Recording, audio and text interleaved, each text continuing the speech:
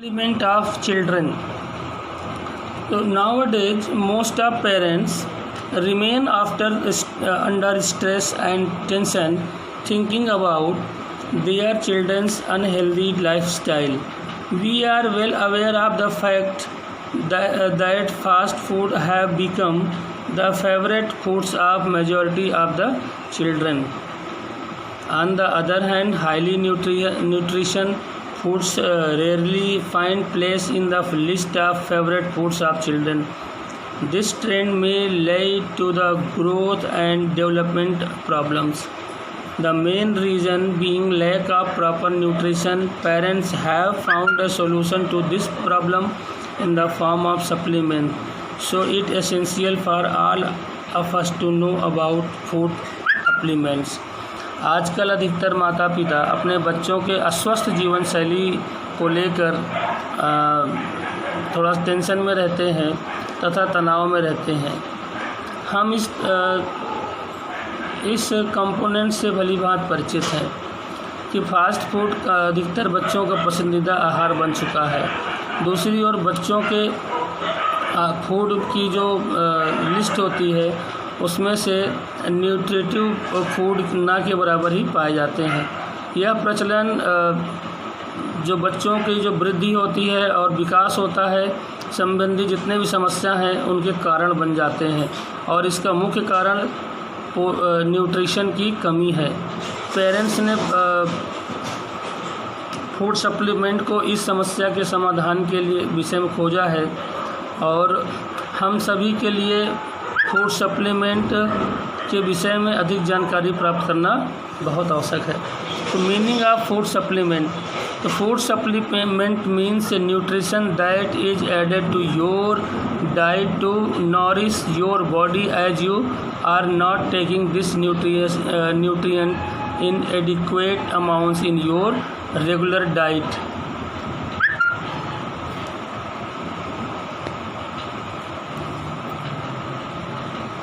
Food supplements generally include vitamins, minerals, fibers, fatty acids or amino acids among the other substances. These supplements may be in the form of a tablet of powder which can be added to water or milk for consumption.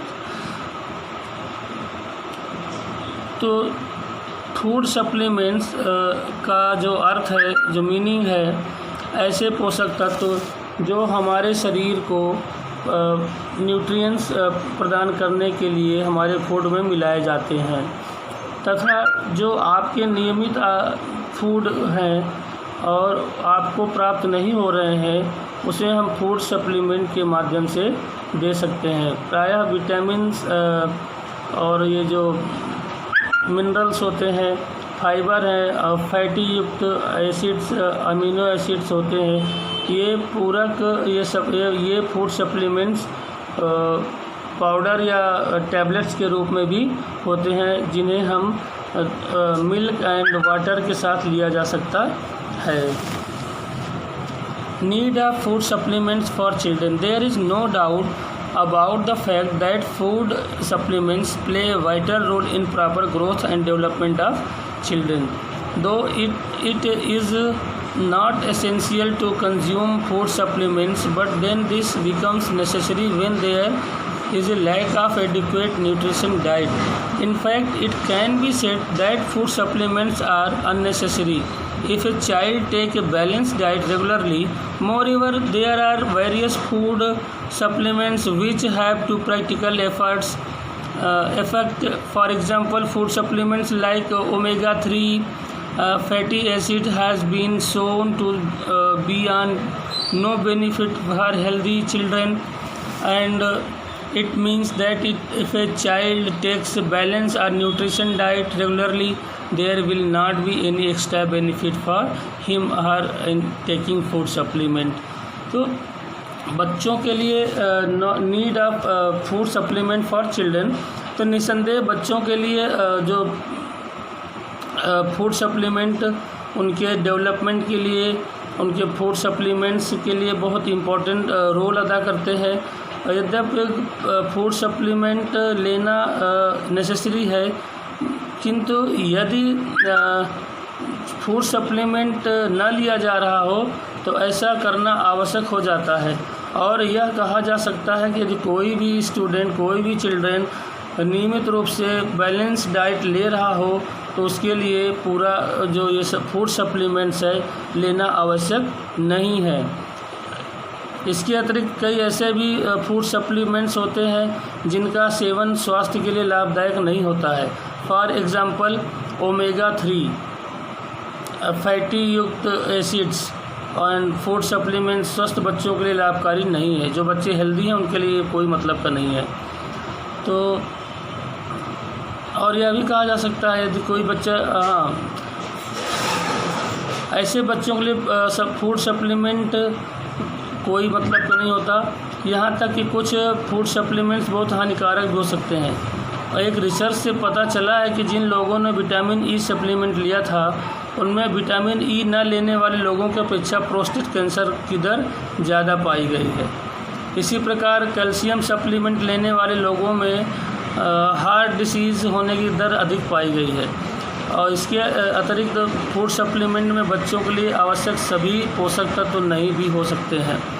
तो precautions while taking food supplements for good growth and development in children, there are wide range of food supplements. The market is flooded with various types of food supplements for children. These supplements provide essential nutrients that the body requires. These food supplements may act as a boon to child who are not taking balanced or healthy diet. However, before taking such food supplements, you should take the following precautions.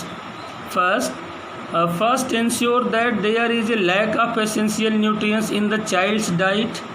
Consult a doctor whether the child needs to take food supplements or not. Before buying a supplement, ensure that it is free from preservatives and contains no fillers or any added sugar. Food supplements may be harmful if they are taken in excessive doses, especially the minerals and fat-soluble vitamins which can get accumulated in the body. Some of the food supplements may cause harm due to their rapid absorption in bloodstream. तो हम कैसी सावधानियां रख सकते हैं कि बच्चों में फुल डेवलपमेंट के लिए, ओवरऑल डेवलपमेंट के लिए जो फूड सप्लीमेंट्स की जो हमारे यहाँ श्रृंखला मौजूद है वो बच्चों के लिए डिफरेंट टाइप के फूड सप्लीमेंट मार्केट में अवेलेबल है। ये सप्लीमेंट बॉडी के लिए आवश्यक न्यूट्रिएंट्स उपलब्ध कराते हैं। ये फूड सप्लीमेंट बच्चों के लिए वरदान सिद्ध हो सकता है।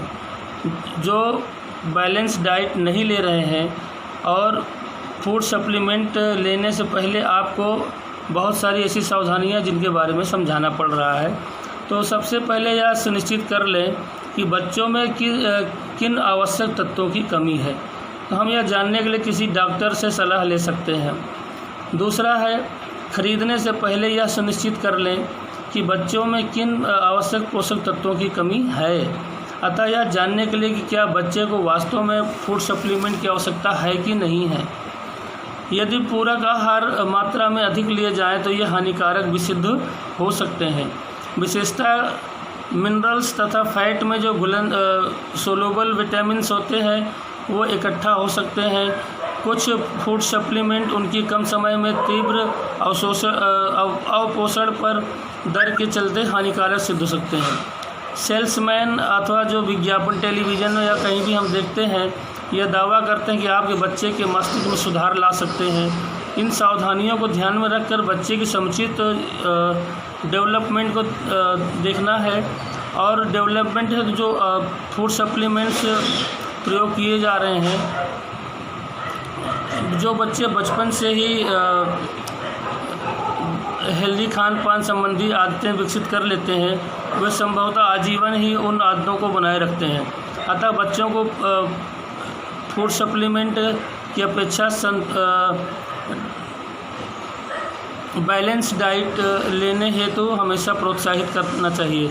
उन्हें हेल्दी न्यूट्रिएंट्स और डिफरेंट टाइप के खाना चाहिए। यदि ऐसा भोजन लेंगे तो उन्हें कभी भी फूड सप्लीमेंट्स लेने की आवश्यकता नहीं पड़ेगी। ध्यान रखें, फूड सप्लीमेंट कभी भी स्वस्थ तथा बैलेंस डाइट का स्थान नहीं ले सकता। तो स्टूडेंट्स, ये चैप्टर आज यहीं पर